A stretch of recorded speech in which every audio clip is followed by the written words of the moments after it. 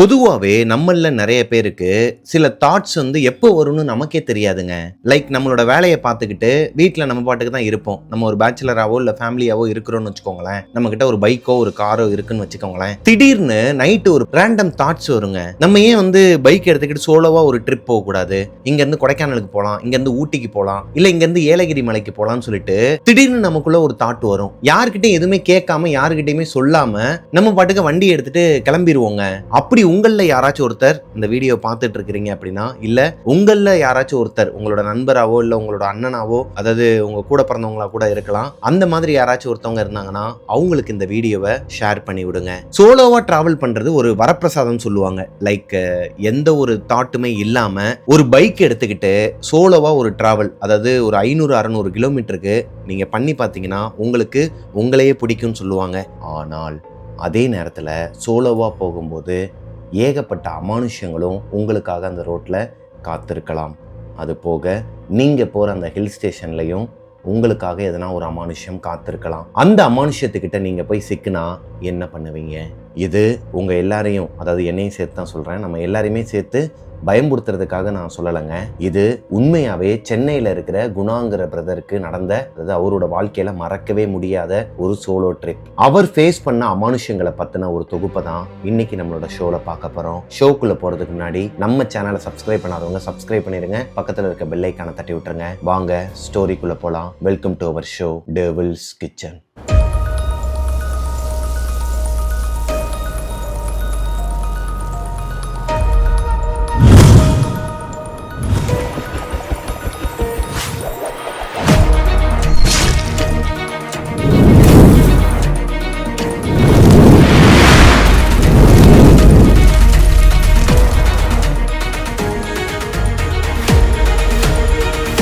Hello ghosties, நான் உங்களோட பிரபாகரன். இன்றைக்கி நம்ம பார்க்க போகிற ஸ்டோரியை எனக்கு இன்ஸ்டாகிராமில் அனுப்பின பிரதரோட பேர் குணாங்க.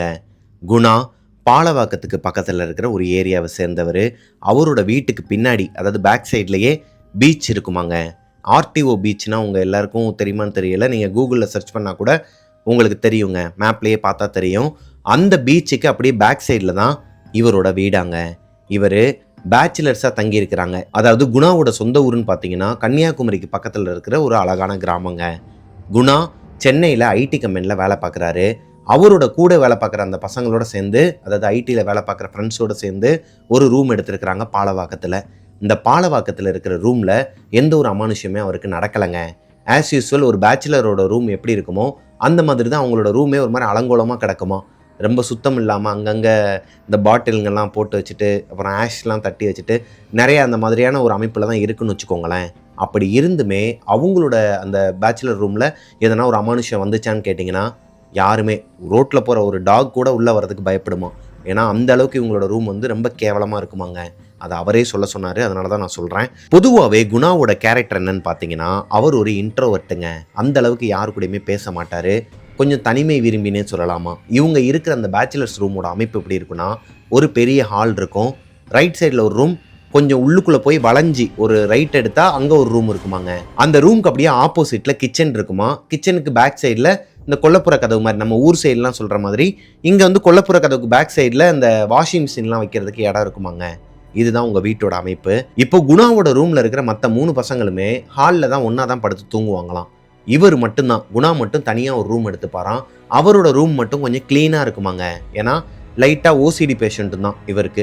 ஒரு இடத்துல ஒரு பொருள் இருக்குன்னா கரெக்டாக அதே இடத்துல வைக்கணுங்கிறது இவர் மைண்டில் ஓடிக்கிட்டே இருக்குமா. அதாவது அதை ஃபாலோ பண்ணலை அப்படிங்கிற பட்சத்தில் திட்டி விட்டுருவார். அதனாலேயே குணாக்கு ஃப்ரெண்ட்ஷிப்னு ஒன்று கிடையவே கிடையாதுங்க. சென்னைக்கு வந்த புதுசில் போக போக இவருக்கு ஒரு 3 ஃப்ரெண்ட்ஸ் கிடச்சிருக்கிறாங்க இந்த ரூமில் இப்போ தங்கியிருக்கிறாங்க இல்லையா. சொல்லப்போனால் இவங்க 3 பேர் மட்டும்தான் குணாவை சகிச்சுப்பாங்களாம். மற்றவங்க எல்லாருக்குமே குணாவை பிடிக்காதாங்க. என்னடா இது ஒரு கேரக்டர், நீ சோசியலைஸ்டாகவே இருக்க மாட்டேங்கிற, அது போக ஓசிடி பேஷண்ட்டாக இருக்கிறான். இப்போ ஒரு பென் எடுக்கிறாங்கன்னு வச்சுக்கோங்களேன், அதை எழுதிட்டு அதே இடத்துல வைக்கணும்னு நினைப்பாராம். இவர்கிட்ட யாருன்னா ஒருத்தவங்க ஒரு பென் கேட்குறாங்க, ஆஃபீஸில் பென் வாங்கி யூஸ் பண்ணிவிட்டு இந்தாப்பா தேங்க்யூப்பான்னு சொல்லிட்டு அவங்க கையிலையோ இல்லை அவர் டேபிள் மேலே வச்சுட்டு அவர் கோபம் திட்டி விட்டுருவாராம். எடுத்த இடத்துலையே வை அப்படிங்கிற மாதிரி சொல்லுவாராம். இப்போது குணா சென்னைக்கு 4 வருஷம் ஆகுது. இந்த பேச்சுலர் ரூமுக்கு 1 வருஷம் தான் ஆகுது. இதுக்கு முன்னாடியே இந்த 3 பசங்க தான் ரூம் எடுத்து தங்கி இருக்கிறாங்க. இப்போ ரெண்டல் ஷேரிங்காக இவர் அட்வான்ஸும் எக்ஸ்ட்ரா கொடுத்துருக்கிறாரு. அவங்களுக்கு வந்து அட்வான்ஸ் மாதிரியும் கொடுத்துட்டு ரெண்டலும் பாதிக்கு பாதி இவர் எடுத்துக்கிறாரு. ஏன்னா இவருக்குன்னு சொல்லிட்டு தனியாக ஒரு ரூம் வேணும், அந்த ரூம்குள்ளேயே அட்டாச் பாத்ரூம் இருக்குது, அந்த ரூமை யாருமே யூஸ் பண்ணக்கூடாதுங்கிற பட்சத்தில் அதிகமாக வாடகை கொடுத்து அந்த வீட்டில் தங்கியிருக்கிறாருங்க. ஒரு வருஷமாக எந்த ஒரு ப்ராப்ளமே கிடையாது. இவங்களுக்குள்ள சின்ன சின்ன வாக்குவாதங்கள் வந்தாலும் லைஃப் ஸ்மூத்தாக தாங்க போயிட்டு இருந்திருக்குது. இன்னொரு விஷயம் பார்த்தீங்கன்னா, குணாக்கு இந்த பேய், அமானுஷம், இந்த பில்லி சூனியம், அப்புறம் இந்த எலுமிச்சம்பழத்தெல்லாம் வந்துட்டு வெட்டி போடுறது, அப்புறம் அந்த பூசணிக்காயை முக்கில் உடைக்கிறது, அப்புறம் அந்த திருஷ்டி கழிக்கிறது, இந்த மாதிரி விஷயங்கள் மேலே அறவே நம்பிக்கை கிடையாதுங்க. அது போக அதை பற்றி யாராச்சும் ஒருத்தவங்க பேசுனாங்கன்னா திட்டி விடுற ஒரு கேரக்டர். ரூமில் இருக்கிற பசங்க எல்லாருமே சாட்டர்டே சண்டே மட்டும் நைட்டு வந்து ஃபுல்லாக குடிச்சிட்டு எதுனா ஒரு ஹாரர் மூவி பார்க்குறது, இல்லை நம்மளை மாதிரி இந்த பாட்காஸ்டிங்லாம் கேட்குறதுன்னு சொல்லிட்டு பார்த்துட்டு இருப்பாங்களாம். அப்போது குணாவோட ரியாக்ஷனு, அதாவது இந்த பசங்க எல்லாருமே ஒரு மாதிரி பயந்து ரொம்ப ஒரு மாதிரி இருக்கும்போது அவர் கேஷுவலாக அவர் பாட்டுக்கு வந்து வாட்டர் கேன் எடுக்கிறது, அந்த பக்கம் போகிறது, எதுவுமே கண்டுக்கவே மாட்டாராங்க. டேய் பயமா இல்லையாடா, பேய் படம் பார்த்துட்டு எங்களால் 3 பேராகவே ஹாலில் படுக்கிறதுக்கு பயந்து பயந்து படுக்கிறோம், நீ மட்டும் எப்படி தனியாக ரூமில் படுத்துருக்கிற, நீ எல்லாம் மனுஷன் தானா அப்படிங்கிற மாதிரி எல்லாம் அவர் கூட இருக்கிற ஃப்ரெண்ட்ஸ்லாம் வந்து பேசுவாங்களாங்க. குணா இதை பற்றி எதையுமே காதிலே வாங்கிக்க மாட்டாராங்க. யார் அவரை பற்றி தப்பாக பேசினாலும், யார் வந்து அவரோட கேரக்டரை பற்றி நீ இதை மாற்றிக்க அப்படி இப்படின்னு சொன்னாலும் நானாக தான் இருப்பேன், பிடிச்சா பழகு இல்லைனா பேசாமல் போயிருங்கிற மாதிரியான ஒரு கேரக்டர் தான் குணா. இப்போது அன்னைக்கு ஒரு நாள் நைட்டு ஒரு 10-10:30 மணி இருக்குங்க. குணா அவரோட வீட்டில் இருக்கிறாரு. சாட்டர்டே நைட்டுங்க. பயங்கரமாக இடி மின்னல் வெளியே வெட்டிகிட்டு இருக்குது. ஆனால் மழை வரலை. கடந்த ஒரு 2 நாளாகவே பயங்கரமாக அந்த ஏரியாவில் மழை பெஞ்சு ஓஞ்சிருக்குதுங்க. இப்போது ஒரு 2-3 மணி நேரத்துக்கு முன்னாடி கூட இந்த இடி மின்னல் வெட்டிகிட்டு இருக்கு இல்லையா, 10:30க்கு ஒரு 9 மணி வரைக்குமே சரியான மழை பெஞ்சிருக்குது. குணா லேப்டாப்பில் ஒர்க் பண்ணிகிட்டு இருக்கும்போது கரண்ட்டு கட் ஆகிடுதுங்க. அந்த ஏரியா ஃபுல்லாகவே கரண்ட்டு கட் ஆகிடுது. என்னடா இதுன்னு சொல்லிட்டு வெளியே வராரு. அவருக்கு இந்த ஸ்மோக்கிங் பழக்கம் இருக்குதாங்க. குணா வெளியே வந்து ஸ்மோக் பண்ணிட்டு இருக்கும்போது அவரோட பைக்கை பார்க்குறாருங்க. அவர் வச்சிருக்கிறது Royal Enfield classic 350 white colour பைக்கான். இப்போது அந்த பைக்கை பார்த்ததுமே ரேண்டமாக ஒரு தாட்டு வருதுங்க, நம்ம ஏன் ஒரு லாங் ட்ரிப் போகக்கூடாது பைக் எடுத்துட்டுன்னு சொல்லிட்டு அவருக்கு தோணுது. வெளியே வந்து அப்போ தான் மழை பெஞ்சு ஜில்லுன்னு காத்தடிக்குது. அது போக இடி மின்னல்லாம் வெட்டிக்கிட்டு இருக்குது, மழை பெய்யலை. இந்த பைக்கில் எங்கேயாச்சும் ஒரு லாங் ட்ரைவ் போகலான்னு சொல்லிட்டு உள்ளே அவங்களோட ஃப்ரெண்டை கூப்பிடலான்னு சொல்லிட்டு, அதை உள்ளே இருக்கிற ஃப்ரெண்ட்ஸ் எல்லாம் மேபி அவங்களும் வரலாம் இல்லையா, டோரை ஓப்பன் பண்ணி உள்ளே போகும்போது அவங்க 3 பேருமே படுத்து தூங்கிட்டு இருக்கிறாங்க. அவரோட பேக் எடுக்கிறாரு, லேப்டாப், சார்ஜர், ஒரு 2 செட்டு துணியை மட்டும் வச்சுட்டு ப்ரஷ்ஷு பேஸ்ட் எல்லாத்தையும் எடுத்து வச்சுக்கிட்டு பைக்கை ஸ்டார்ட் பண்ணுறாருங்க. 10:45க்கு அவரோட வீட்டிலேருந்து பாலவாக்கத்துலேருந்து பைக்கை ஸ்டார்ட் பண்ணுறாரு குணா. இப்போது குணா எங்கே போக போகிறாருங்கிறது குணாவுக்கே தெரியாது. ஃபஸ்ட்டு பீச்சுக்கு போகலான்னு சொல்லிட்டு பாலவாக்கம் பீச்சில் வந்து பைக்கை போட்டுட்டு நிற்கிறாரு. அந்த பீச் அலைகள் எல்லாம் கொஞ்சம் நேரம் பார்க்குறாரு, காற்று வாங்குறாரு. மின்னல் இடியெல்லாம் பயங்கரமாக வெட்ட மழை வரப்போகுதுங்கிறது அவருக்கு தெரியுது. ஒரு மைண்ட் என்ன சொல்லுதுன்னா, பேசாமல் வீட்டுக்கு போயிட்டு படுத்து தூங்கிடலான்னு தோணுது. இன்னொரு மைண்ட் என்ன சொல்லுதுன்னா, பைக்கை எடுத்துகிட்டு வா பேசாமல் கொடைக்கானலுக்கு போகலான்னு சொல்லிட்டு அவருக்குள்ளே தோணுதுங்க. சரி வா போகலான்னு சொல்லிட்டு பைக்கை எடுத்துகிட்டு கிளம்புறாரு. குணா பாலவாக்கம் பீச் ரோட்லேருந்து வெளியே வந்து அந்த ஈசிஆர் ரோட்லேயே போயிட்டு மெயின் ரோட்டில், அதாவது அந்த பைபாஸில் போயிட்டு கனெக்ட் ஆகிறதுக்கு தான் ரூட் பார்த்து போய்கிட்டு இருக்கிறாருங்க. அப்படி இருக்கும் பட்சத்தில் 11:15 இருக்கும் நைட்டு. இவர் புல்லட்டில் போய்கிட்டு இருக்கிறாரு. போய்கிட்டு இருக்கும்போது திடீர்னு இந்த நீலாங்கரை சிக்னல் தாண்டின உடனே ஒரு கோவில் இருக்குமாங்க. ஒரு பசுமாடு எங்கேருந்து வந்துச்சுன்னே தெரியல, திடீர்னு வேகமாக ஓடி வந்து நடு ரோட்டில் இவரோட பைக்கை பார்த்து நிற்காம இப்படி நின்றுது நேரா. இவருக்கு சடனாக ஒரு மாதிரி பிரேக் அடிச்சுட்டு லெஃப்ட் சைடில் அப்படியே வாங்கி போகிறாருங்க. அதாவது இவர் ஆல்ரெடி அதை பார்த்துட்டாரு, எந்திரிச்சு நடந்து வரதை பார்த்துட்டாரு. பிரேக் அடித்து லெஃப்ட்டில் வாங்கி போயிடலான்னு சொல்லிட்டு அப்படியே ஓவர்டேக் பண்ணி போகும்போது அந்த மாடு வழி விட மாட்டேங்குதுங்க. ரைட் சைடில் திரும்பினா ரைட் சைடில் திரும்புது, லெஃப்ட் சைடில் திரும்பினா லெஃப்ட் சைடில் திரும்புது. குணாவுக்கு ஒன்றுமே புரியலைங்க. ஏன்னா இவரோட வாழ்க்கையில் இப்படி ஒரு சம்பவம் நடந்ததே கிடையாது. இது ஒரு தடங்கல்.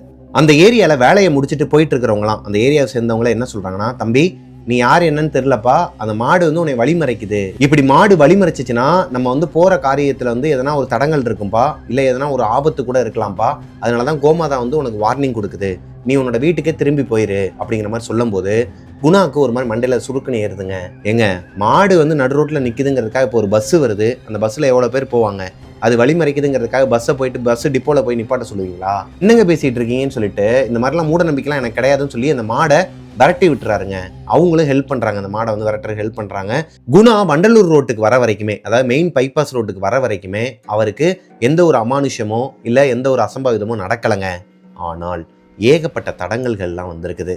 லைக் இந்த லாரிக்காரங்களாம் இடிக்கிற மாதிரி வர்றது, ஓவர் லைட்னால இவருக்கு ரோடு தெரியாமல் பள்ளத்தில் விட்டு கீழே விழுகிற மாதிரி போகிறது, அது போக இதே மாதிரியே மாடு மாதிரியே நிறைய நாய்ங்கெல்லாம் குறுக்க வர்றது, இது எல்லாமே ஆஸ் யூஸ்வல் எல்லா பைக்கர்ஸுக்குமே நடக்கிற ஒன்று தான்.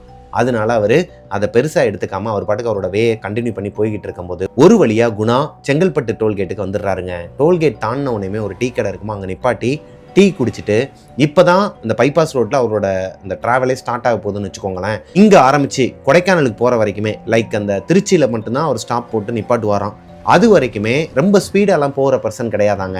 ஸோ செங்கல்பட்டில் டீ குடிச்சிட்டு குணா அவரோட ட்ராவலை கண்டினியூ பண்ணுறாருங்க இந்த பைபாஸ் ரோட்டில். அன்னைக்குன்னு பார்த்து அந்த பைபாஸ் ரோடே ஒரு மாதிரி வெறிச்சோடி கிடக்குதுங்க.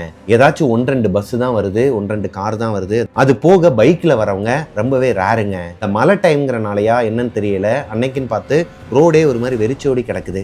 குணா விழுப்புரம் தாண்டி போய்கிட்டு இருக்கும்போது அந்த ரோட்ல மேபி நிறைய பேர் போயிருப்பீங்கன்னு நினைக்கிறேன். குறிப்பிட்ட தூரத்துக்கு அப்புறமா நடுவில் அந்த போஸ்ட் லைட்டோ இல்லை அந்த மாதிரி எதுவுமே இருக்காதுங்க. அங்கங்கே ஒரு லைட் சோர்ஸ் மட்டும்தான் இருக்கும். டார்க்கான பிளேஸாக தான் இருக்கும். அப்படி இருக்கும் பட்சத்தில் இவரோட பைக்கில் இருக்கிற அந்த ஹெட்லைட்டு, அந்த வெளிச்சம் மட்டும்தான் இவருக்கு துணையாக இருக்குதுங்க. இப்போ குணா அந்த ரோட்டில் போய்கிட்டு இருக்கும்போது திடீர்னு அவருக்கு கை கால்லாம் உறைஞ்சி போகிற அளவுக்கு உடம்பே ஜில்லுன்னு ஃபீல் ஆகுதுங்க. அவர் இந்த பைக்கர் ஜாக்கெட் அந்த மாதிரிலாம் போட்டுலாம் ட்ராவல் பண்ண மாட்டாராம். நார்மலாக அவர் போட்டிருக்கிற ஷார்ட்ஸு, அவர் போட்டிருக்கிற டிஷர்ட், அது போக ஹெல்மெட் போட்டு தான் ஓட்டிகிட்டு இருக்கிறாரு. ஆனால் முதல்ல இருந்த அந்த கூலிங்கை விட இவங்களோட ஏரியாவில் தான் பயங்கரமாக மழை பெஞ்சிருக்குது. இவர் அந்த விழுப்புரத்தை தாண்டினதுக்கப்புறமா ரோட்டில் எந்த ஒரு ஈரமோ எதுவுமே கிடையாது.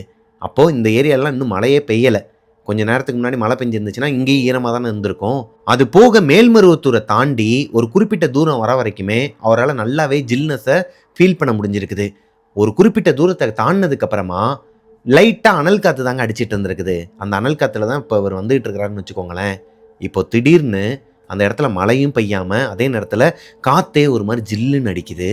கை கால்லாம் உறைஞ்சி போகிற அளவுக்கு ஒரு மாதிரி இவரால் ஃபீல் பண்ண முடியுதுங்க.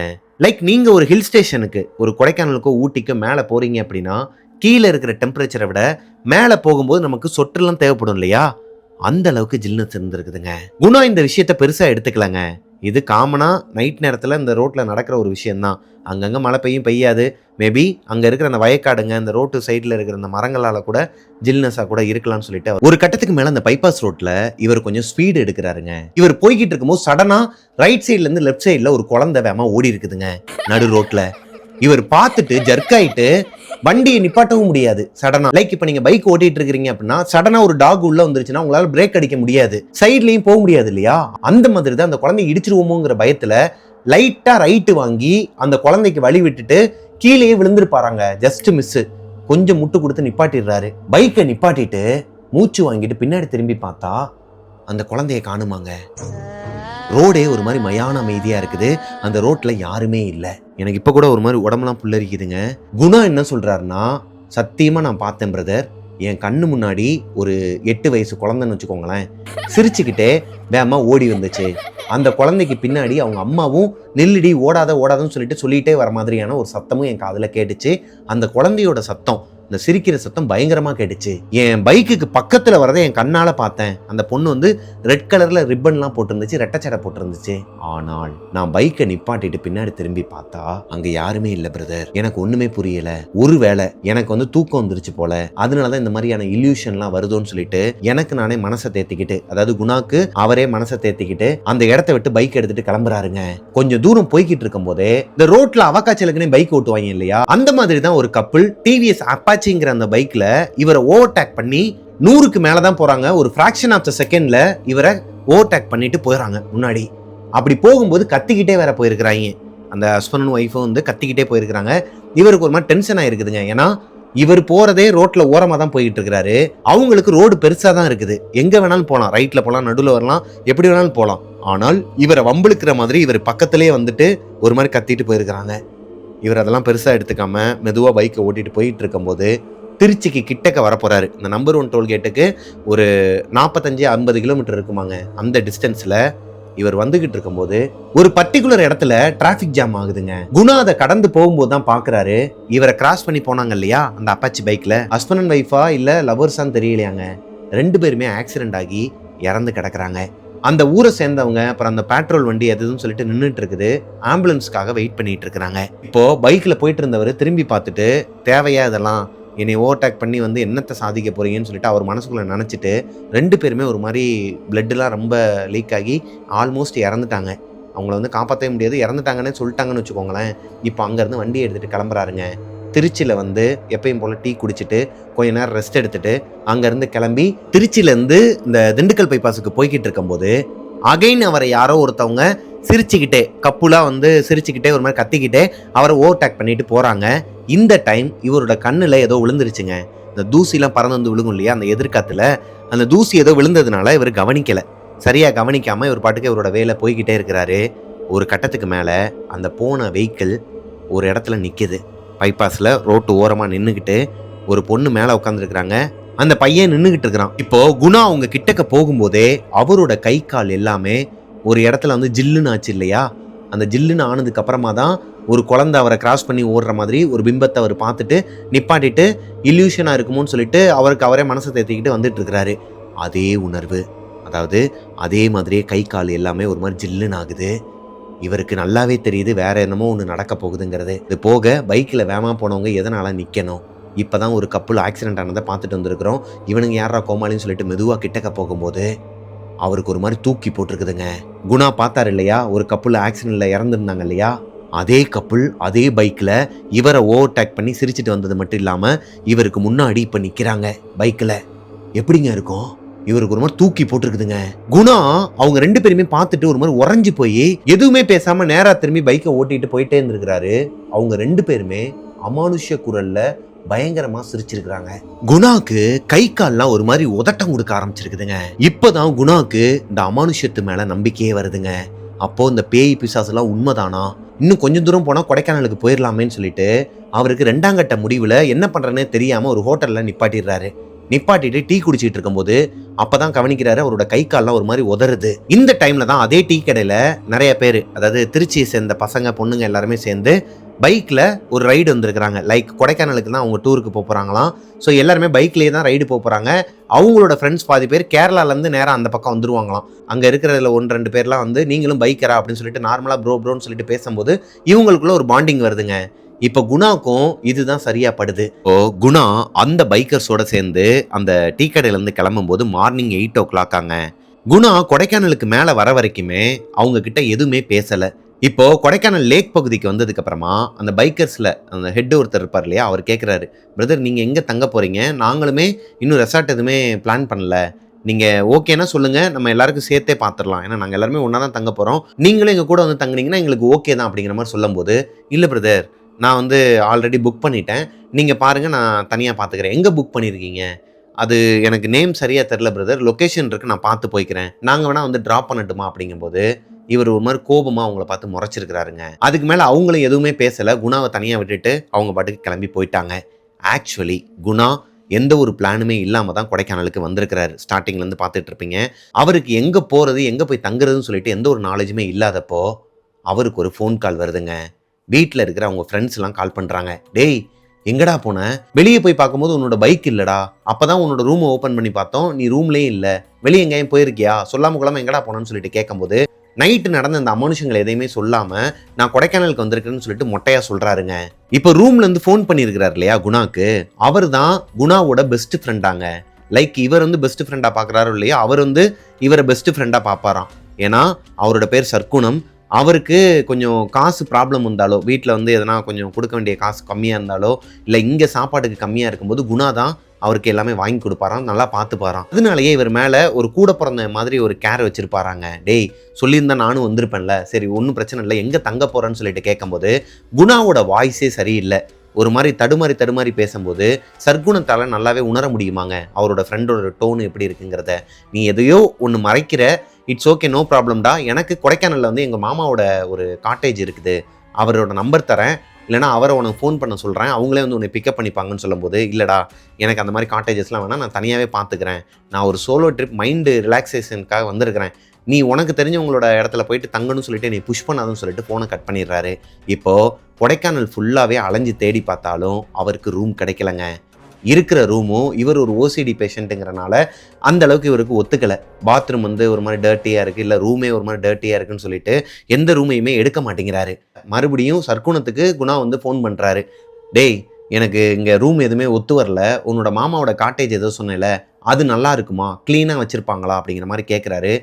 நீ அங்க சுத்தி இங்க தான் வருவேங்கிறது எனக்கு தெரியும். ஏன்னா நீ போயிருக்கிறது நல்ல சீசனான ஒரு நேரம் மச்சான். அது போக உனக்கு இருக்கிற அந்த ஓசிடி அந்த ப்ராப்ளம் வந்து எனக்கு தெரியும். அதனால தான் சொன்னேன், என்னோட மாமாவோட காட்டேஜ் வந்து ரொம்ப கிளீனா இருக்கும்டா, நீ போய் பார்த்தனா உனக்கே பிடிக்கும்டான்னு சொல்லிட்டு அவரோட நம்பரையும் லொக்கேஷனையும் ஷேர் பண்றாரு. இப்ப குணா அவருக்கு ஃபோன் பண்ணி பேசிட்டு அந்த லொக்கேஷனை வாங்கிட்டு அங்க பைக் எடுத்துட்டு போறாருங்க. அந்த லொக்கேஷன் எங்க இருக்குன்னு பாத்தீங்கன்னா கொடைக்கானல்ல இருந்து மேல டாப் ஸ்டேஷன் சொல்ல முடியாதுங்க, அதுக்கு கீழே ஒரு ஏரியா இருக்குது. அந்த ஏரியாவை சுத்திலுமே ஒரு மாதிரி ரப்பர் தோட்டம் தான் இருக்குதாங்க. இந்த பெரிய பெரிய மரங்கள்லாம் நீங்க பார்த்துருப்பீங்க கொடைக்கானல் போனா, அந்த மாதிரியான ஒரு பிளேஸ். அதுக்கு நடுவுல ஒரு ஒத்தையடி பாதை மாதிரி போகுது. அங்க வந்து இந்த தார் ரோட்லாம் கிடையாது, மண் ரோடு தான். ரோடே ரொம்ப ஒரு மாதிரி மோசமா தாங்க இருந்திருக்குது. கார்ல போனா கண்டிப்பா வளைச்சு வளைச்சு போக முடியாதான். பைக்குங்கிறனால ஓரளவுக்கு அந்த பள்ளம் பார்த்து பார்த்து கொஞ்சம் கொஞ்சமா வளைச்சு வளைச்சு இவர் போயிட்டு இருக்கிறாரு. இப்போ இவர் தங்க போற அந்த காட்டேஜ் எங்க இருக்குன்னா காட்டுக்கு நடுவுல ஒரு பிளேஸுங்க. இவர் போற வழியில மொத்தம் 2 காட்டேஜ் பார்த்துருக்கிறாரு. அதுக்கப்புறமா 3வது காட்டேஜ் தான் இவங்க அந்த சர்க்குணம்ங்கிறவரோட மாமாவோட காட்டேஜ். இந்த காட்டேஜோட நேம் என்னங்கிறத மென்ஷன் பண்ண வேணாம்னு சொன்ன காரணத்தினால என்னால் மென்ஷன் பண்ண முடியலைங்க. இந்த காட்டேஜ் ரோட்டுக்கு மேலேயே இருக்குமாங்க, லெஃப்ட் சைடில் இருக்குமா, அதுக்கு ஆப்போசிட்டில் ஃபுல்லாகவே மரங்களாக இருக்குமா, அது போக மேலே ஏறி போகிற மாதிரி ஒரு அமைப்பு இருக்குமாங்க. இந்த காட்டேஜ் வந்து பார்க்குறதுக்கு ஒரு வீடு மாதிரியே இருந்திருக்குது. வெளியே போர்டுலாம் வச்சுருக்கிறாங்க, அந்த இடத்தோட பேர்லாம் போட்டு வச்சுருக்கிறாங்க. உள்ள ரிசப்ஷனில் போயிட்டு அவங்க மாமா பேரை சொன்னதுக்கப்புறமா இவருக்கு ஒரு கீ எடுத்து கொடுத்துட்டு மேலே இருந்து அண்டர் கிரவுண்டு மாதிரி கீழே இறங்குதாங்க. அந்த மலைக்கு ஒட்டி தான் இருக்குது, கீழே வந்து இடம் இருக்குதுன்னு வச்சுக்கோங்களேன். நம்ம ஆல்ரெடி இதுக்கு முன்னாடி ஒரு ஸ்டோரியில் பார்த்துருப்போம். ஒரு பிரெக்னன்ட் லேடி வந்து மூணாறுல அடுக்கு வீடு, அதாவது இந்த லேயராக இருக்கும் இல்லையா ஹில் ஸ்டேஷன்லாம், அந்த மாதிரி ஒரு இடத்துல மாட்டிக்கிட்டாங்கன்னு சொல்லிட்டு பார்த்துருப்போம். லைக் அதே மாதிரி தான் இந்த இடமும் ஒரு மாதிரி லேயராக இருக்குது. இதில் முதல் லேயர் தான் ரோடுன்னு வச்சுக்கோங்களேன். அதுக்கு மேலே இந்த காட்டேஜ் இருக்குது. அங்கேருந்து கீழே இறங்கி வந்தாங்கன்னா கீழே ஒரு லேயர் இருக்கும். லாஸ்ட் லேயரில் தான் குழந்தைங்க விளையாடுறதுக்கு இடமும் அதுக்கு பக்கத்துலேயே கேம்ப் ஃபயர் போடுறதுக்கு உண்டான இடமும் வச்சிருக்கிறாங்க. ஒரு ரிசப்ஷன்லேருந்து ஒரு பையன் இவர் அந்த ரூமுக்கு கூட்டு போகிறான் இல்லையா, அந்த பையன் ரூமுக்கு போகிற வரைக்குமே குணா கிட்ட எதுவுமே பேசலை. ஆனால் அந்த ரூம்குள்ளே போனதுக்கு அப்புறமா குணா அவருக்கு ஒரு 50 ரூபா கொடுத்து, தம்பி உன்னோட ஃபோன் நம்பர் கொடு, நான் எனக்கு எதனா வேணும்னா சொல்கிறேன், நீ எனக்கு வாங்கிட்டு வந்து மட்டும் கொடுக்குறியா எமர்ஜென்சிக்கு, மோஸ்ட்லி நான் வெளியே போயிடுவேன், என்னால் முடியாத பட்சத்தில் உனக்கு கால் பண்ணுறேன், நீ வந்து வாங்கி கொடுக்குறியான்னு சொல்லிட்டு நம்பர் வாங்கும்போது அந்த பையன் கையில் 50 ரூபா கொடுத்ததுக்கப்புறமா ஒரு சில விஷயங்கள்லாம் சொல்கிறான். அண்ணே, நைட்டு ஒரு 9 மணிக்கு மேலே நீங்கள் வந்து வெளியே வராதீங்க, அதாவது வெளியே வந்தாலுமே உங்களோட இந்த வெளியே இருக்கிற பால்கனி கிட்டக்க மட்டும் நீங்கள் புழங்குங்க, மற்றபடி அந்த சில்ட்ரன்ஸ் ப்ளே ஏரியா இருக்கு இல்லையா, அதாவது இந்த கேம்ப் ஃபயர் போடுற இடம் இருக்கு இல்லையா, அந்த பக்கம் மட்டும் போகாதீங்கண்ணே அப்படிங்கிற மாதிரி சொல்கிறான். ஏன்டா தம்பி, எதனா அனிமல்ஸ் எதனா வருமா அப்படிங்கிற மாதிரி கேட்கும்போது, ஆமாண்ணே அனிமல்ஸ்லாம் நிறையா வரும், அதனால தான் சொல்கிறேன். ஏன் பால்கனியில் நின்னா அனிமல்ஸ் வராதா? இல்லைண்ணே, இந்த பக்கம்லாம் வராது, அந்த பக்கம் தான் அதிகமாக இருக்கும், கொஞ்சம் பார்த்து சூதானமாக இருந்துக்கோங்கன்னு சொல்லிட்டு போகிறான்.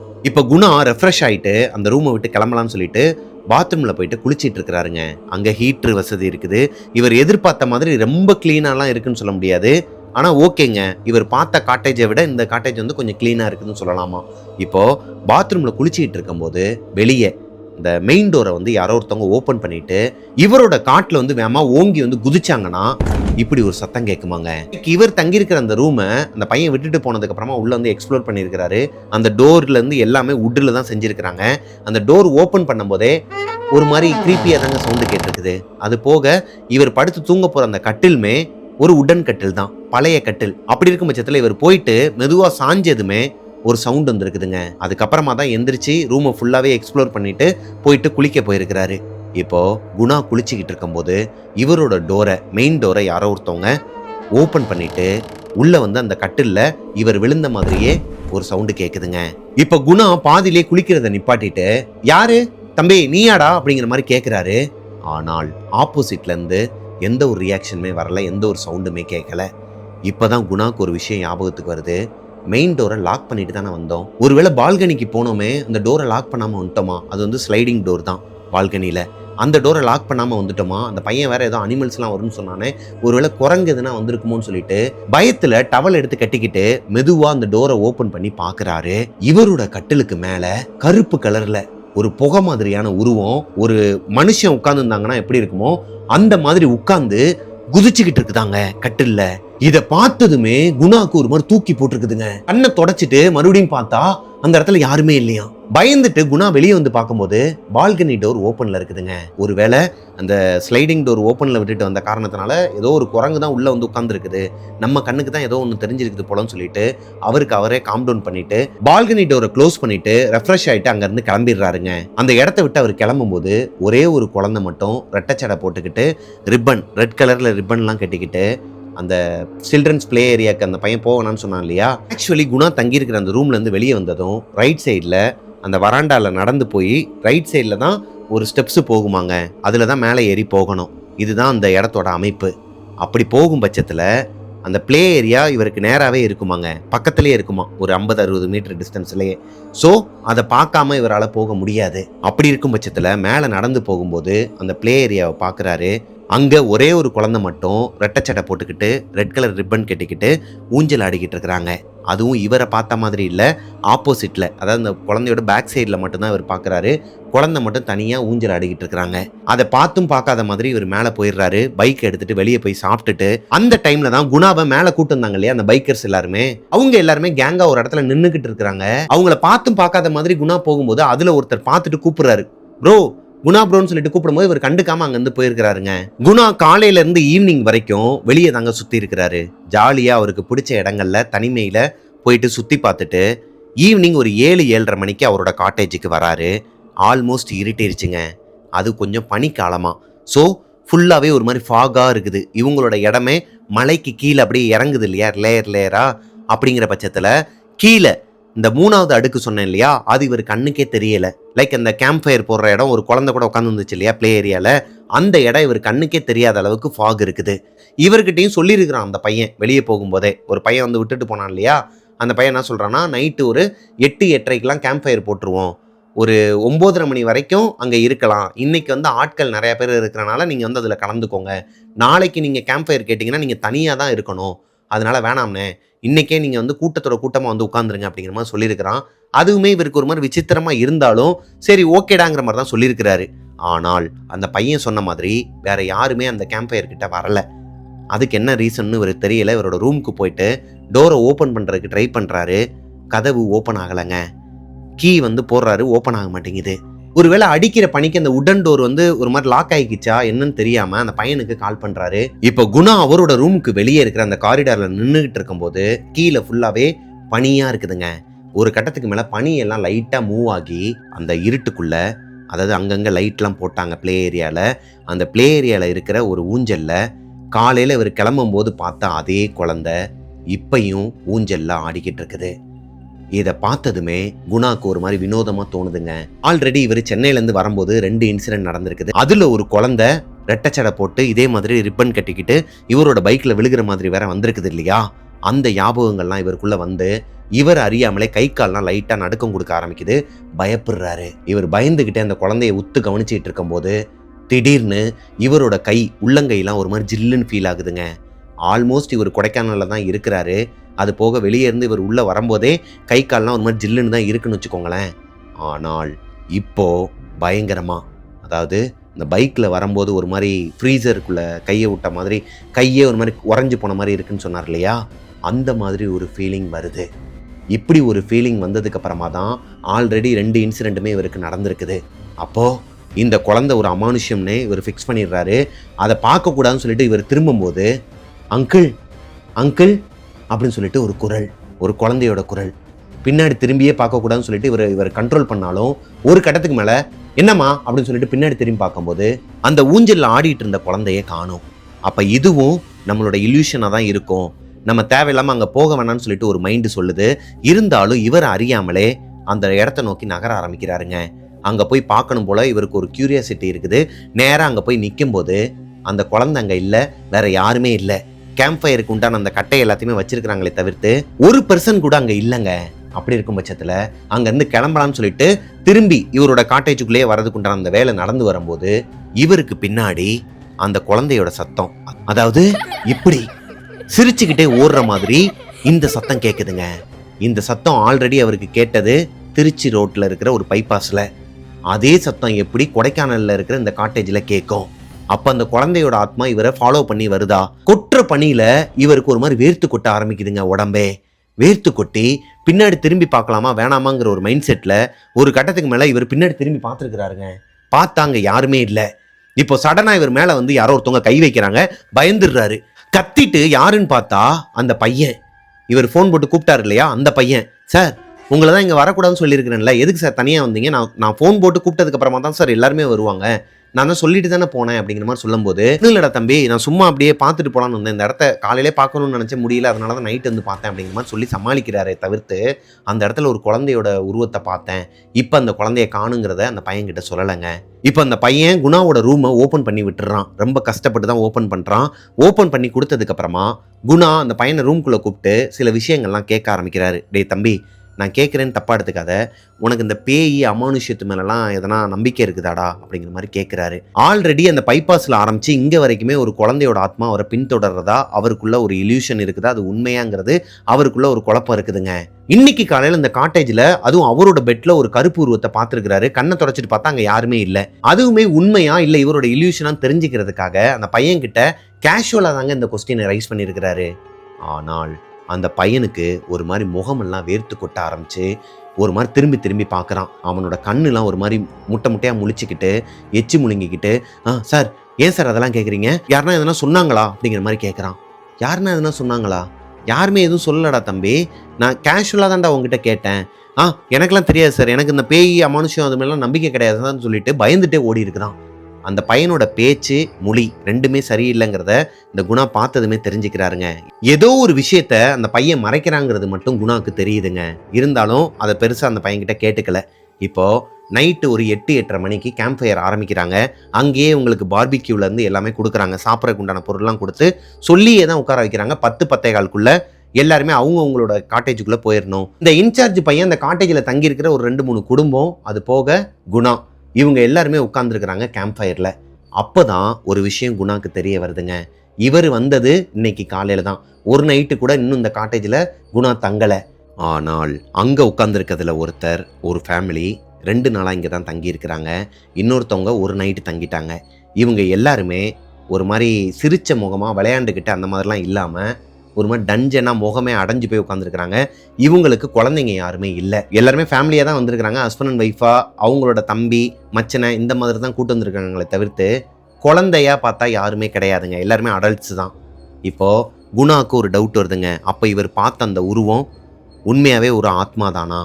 எப்படி திருச்சி ரோட்டில் பார்த்த அந்த ஆத்மா இங்கே வரைக்கும் விரட்டிட்டு வர முடியும்? அது ஒரு பக்கம் டவுட் இருந்தாலும் இப்போ இவங்க எல்லாருமே ஒருத்தருக்கு ஒருத்தர் பேச ஆரம்பிக்கிறாங்க. ஆக்சுவலி இந்த காட்டேஜ் வந்து உங்களுக்கு எப்படி சார் தெரியும், யார் சார் உங்களுக்கு ரெக்கமெண்ட் பண்ணதுன்னு சொல்லிட்டு பேச ஆரம்பிக்கும் போது அதில் இருக்கிறவங்களாம் கொஞ்சம் கொஞ்சமாக அந்த காட்டேஜை பற்றி பேசிக்கிட்டே வந்துட்டு லாஸ்ட்டாக சில அமானுஷ்ய விஷயங்களெல்லாம் பேச ஆரம்பிக்கிறாங்க. இந்த காட்டேஜில் முதல் நாள் நைட்டு நாங்கள் வந்து தங்கியிருக்கும் போது மரத்தை வெட்டுற மாதிரி ஒரு சத்தம் கேட்டுச்சு பிரதர். நாங்கள் என்னமோ எதுன்னு சொல்லிட்டு நைட்டு ஒரு 12-12:30 மணி இருக்கும். டக்குன்னு எந்திரிச்சிட்டு ஸ்க்ரீனை விளக்கிட்டு பார்த்தா வெளியே எதுவுமே தெரியலை. ஃபுல்லாகவே ஃபாகாக இருக்குது. ஒருவேளை உண்மையாகவே யாருன்னா ஒருத்தவங்க மரத்தை தான் வெட்டியிருப்பாங்க போல். அதுவும் இந்த நைட்டில் இந்த பனியில் வந்துட்டு யார் மரத்தை வெட்டுவா? வெட்டுற அளவுக்கு எந்த ஒரு மரமும் இந்த காட்டேஜ் பக்கத்தில் இல்லையே, அதாவது காட்டேஜுக்கு உள்ளே இல்லையே அப்படின்னு சொல்லிட்டு எனக்குள்ளே ஒரு டவுட் இருந்துச்சு. அடுத்த நாள் காலையில் போயிட்டு ரிசப்ஷனிஸ்ட்டுக்கிட்ட கேட்டேன், என்னம்மா நைட்டு வந்து மரம் வெட்டுற சவுண்ட்லாம் கேட்குதுங்கும் போது அந்த பொண்ணோட மொழியே சரி கிடையாது சார், அது வந்து பக்கத்தில் எங்கேயாச்சும் மரம் வெட்டிகிட்டு இருப்பாங்க, அதெல்லாம் நீங்கள் கண்டுக்காதீங்க சார், உங்கள் ரூமில் எதுவும் பிரச்சனை இல்லைல்ல? இல்லை, எந்த ரூம்லேயும் பிரச்சனை இல்லை, சரின்னு சொல்லிட்டு விட்டுடுறாங்க. அதுக்கு அடுத்த நாள் என்ன ஆகுதுன்னா மறுபடியும் 12-12:30 மணிக்கு மரம் வெட்டுற சத்தம் கேட்குது. என்னமோ எதுன்னு சொல்லிட்டு இப்போ இந்த தடவை ஒரு ஓப்பன் பண்ணி பார்க்கும்போது ஃபுல்லாகவே கிளாஸாக தான் இருக்குமாங்க. ஓப்பன் பண்ணி பார்க்கும்போது வெளியே வந்து அந்த ஃபாக்லாம் அந்த அளவுக்கு இல்லை. ஆனால் அந்த இடத்துல ஒரு வயசான தாத்தா கீழே இருக்கிற மரங்களை வெட்டிக்கிட்டு இருந்திருக்கிறாரு. அதாவது இந்த இவங்க உட்காந்து பேசிகிட்டு இருக்கிறாங்க இல்லையா, அதுக்கு பக்கத்துலேயே பின்னாடி வந்து கொஞ்சம் ஏரியா இருக்குமா, அங்கே 1-2 மரங்கள்லாம் இருக்குமா, அந்த மரத்தை ஒரு தாத்தா வெட்டிக்கிட்டு இருக்கிறாரு. பக்கத்துலேயே ரெட்டச்சடை போட்டு, அதாவது ரெட் கலர் ரிப்பன் கட்டி ஒரு குழந்தை ஒன்று உட்காந்து அவங்க தாத்தா மரம் வெட்டுறதை பார்த்துக்கிட்டு இருக்குது. இவருக்கு டவுட் ஆகி காலையில் அந்த ரிசப்ஷனிஸ்ட்டு கிட்ட கேட்கும்போது அவங்களோட மொழியும் சரியில்லையா, அப்படி என்னதான் நடக்குதுன்னு சொல்லிட்டு பார்ப்போம்னு சொல்லிட்டு இவரோட ரூம் டோரை ஓப்பன் பண்ணிட்டு வெளியே வந்து பார்த்தா அந்த தாத்தாவையும் காணும், பொண்ணையும் காணும். இதில் என்ன ஒரு ஹைலைட்னு பார்த்தீங்கன்னா, அவரோட ரூம் டோரை, அந்த மெயின் டோரை ஓப்பன் பண்ணுற வரைக்குமே அந்த மர சத்தம் கேட்டுக்கிட்டு தான் இருந்திருக்குது. கரெக்டாக அவரோட ரூம் டோரை ஓப்பன் பண்ணி வெளியே வரும்போது அந்த தாத்தாவையும் காணும், அந்த பொண்ணையும் காணும். நான் பார்த்தது ஒரு அமானுஷ்யமா இல்லை உண்மையாகவே ஒரு தாத்தாவும் பேத்தியும் உட்காந்துருந்தாங்களாங்கிறது எனக்கு தெரிஞ்சாகணும் சார். நீங்கள் உங்களில் யாராச்சும் ஒருத்தவங்க அந்த மாதிரி பார்த்தீங்களான்னு சொல்லிட்டு அவர் கேட்கும்போது இன்னொருத்தர் ஷேர் பண்ணுறாரு. சார், டிட்டோ இதே தான் சார் எனக்கும் நடந்துச்சு. நான் வந்த முத நாள் நைட்டு, அதாவது அவர் வந்து ஒரு நாள் நைட்டு தான் ஆகுது. கரெக்டாக எங்கள் ரூம்லையும் ஒரு 12:30லேருந்து 1 மணிக்குள்ளே மரத்தை வெட்டுற மாதிரி ஒரு சத்தம் கேட்டுச்சு சார். எந்திரிச்சு நான் பார்த்தேன் சார். நானும் அதே தாத்தாவை தான் பார்த்தேன். ஆனால் அந்த குழந்தைய பார்க்கல சார். ஆனால் அந்த தாத்தாவும் இவரை பார்த்துருக்கிறாரு. பார்த்துட்டு சிரிச்சிருக்கிறாரு. இவரும் சிரிச்சிட்டு பேசாமல் போயிட்டு தண்ணியை குடிச்சிட்டு படுத்து தூங்கிட்டாராம். அப்போது நான் பார்த்தது ஒரு அமானுஷ்யமா? நீங்கள் சொல்கிறத பார்த்தா எனக்கு பயமாக இருக்குது. இருங்க, அந்த பையன் தான் இங்கே தான் நிற்கிறான் இல்லையா, இன்சார்ஜ் பையன், அவங்ககிட்டே கேட்டு தெரிஞ்சுக்கலாம்னு சொல்லிட்டு அந்த பையனை கூப்பிட்டு கேட்குறாங்க. இப்போ குணா அவருக்கு நடந்த அந்த அமானுஷ்யத்தை அந்த பையன்கிட்ட சொல்லணும்னா சொல்லிடலாம். ஆனால் இவர் ஒரு இன்ட்ரோவர்ட்டுங்கிற காரணத்தினால இவர் பாட்டுக்கு ஓரமாக உட்காந்துருக்கிறாரு. இங்கே நடக்கிறத மட்டும்தான் வாட்ச் பண்ணுறாரு தவிர்த்து அவருக்கு நடந்த விஷயங்களை இவங்க கூட ஷேர் பண்ண மாட்டாரு. இப்போ அந்த இன்சார்ஜ் பையனை கூப்பிட்டு இவங்க எல்லாருமே அரட்டி கேட்குறாங்க. தம்பி, உண்மையை சொல்லு, இங்கே எதனா அமானுஷ்யம் இருக்குதா, எதனா பேய் இருக்குதா அப்படிங்கிற மாதிரி கேட்கும்போது அந்த பையனுக்கு ஒரு மாதிரி முகமெல்லாம் வேர்த்து கொட்டி, சார் 10 மணி வரைக்கும் தான் டைமுன்னு சொன்னேன், 9:45 ஆயிடுச்சு. இன்னொரு 1/4 மணி நேரம் தான், ஜாலியாக என்ஜாய் பண்ணுங்கள். சாங் போடணும்னா சொல்லுங்கள், நான் ஸ்பீக்கர் எடுத்துகிட்டு வந்து வைக்கிறேன். நீங்கள் பாட்டுக்கு ஜாலியாக என்ஜாய் பண்ணி சாப்பிட்டுட்டு குடிச்சிட்டு நீங்கள் பாட்டுக்கு உங்களோட ரூமில் போய் படுத்து தூங்குங்கன்னு சொல்லிட்டு பார்ட்டி எல்லாமே முடிச்சுட்டு அவ்வளோ நேரம் ஜாலியாக இருந்த பர்சன்ஸ் எல்லாருமே குடிச்சிட்டு இந்த இன்சார்ஜ் பையன்கிட்ட ஒரு மாதிரி ரூடாக பிஹேவ் பண்ணுறாங்க. டேய், கேட்டால் சொல்ல மாட்டியா? நீ சொன்னாதான்டா அந்த இடத்த விட்டு போவோம், இல்லைனா அந்த கிழவனையும் பேத்தி இங்கே வர சொல்கிறா, நாங்கள் பார்க்கணுண்டான்னு சொல்லிட்டு அங்கேயே உட்காந்துருக்குறாங்க. அந்த பையனுக்கு என்ன சொல்கிறேன்னே தெரியலை. இப்போது குணா தான் போயிட்டு காப்பாற்றிருக்கிறாருங்க அந்த பையனை. சார், நானும் இந்த காட்டேஜில் தான் 2 நாளாக தங்கியிருக்கிறேன்.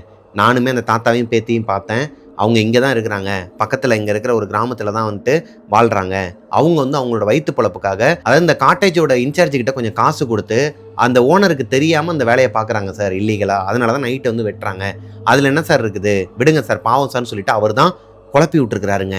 இப்போ அவங்களும் இவர் சொன்னதை கேட்டுட்டு நேராக அவங்களோட ரூமுக்கு போயிட்டாங்களாம். இப்போ இந்த பையன் குணா கிட்ட தேங்க்ஸ் சொன்னது மட்டும் இல்லாமல் குணாவோட ரூம்குள்ளே வந்து உட்காந்து இந்த காட்டேஜில் என்ன நடக்குது, என்ன நடந்துச்சுங்கிறதையும் சொல்கிறாருங்க. இந்த காட்டேஜில் நீங்கள் சொன்ன மாதிரியே அந்த தாத்தாவும் அந்த பேத்தியும் பக்கத்து கிராமத்தை சேர்ந்தவங்க தான்.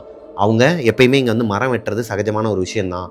ஒரு தடவை இங்கே வந்து மரம் வெட்டிக்கிட்டு இருக்கும்போது இங்கே கன்ஸ்ட்ரக்ஷன் ஒர்க்கு போயிட்டு இருந்துச்சு. மேலே கன்ஸ்ட்ரக்ஷன் ஒர்க்லாம் போயிட்டு இருக்கும்போது அந்த குழந்தைய எங்கேயுமே போகாத, இங்கேயே உட்காரு பாப்பான்னு சொல்லிட்டு தான் அவங்க தாத்தா சொல்லியிருக்கிறாரு.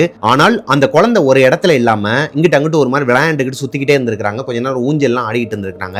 ஒரு கட்டத்துக்கு மேலே அந்த குழந்தை ஒரு டாய் ஒன்று அங்கனக்குள்ளே கிடந்திருக்குது. இங்கே வந்தவங்க யாரோ ஒருத்தவங்க ஒரு டாய் அங்கே போட்டாங்களா இல்லை ஆல்ரெடி இருந்துச்சான்னு தெரியல.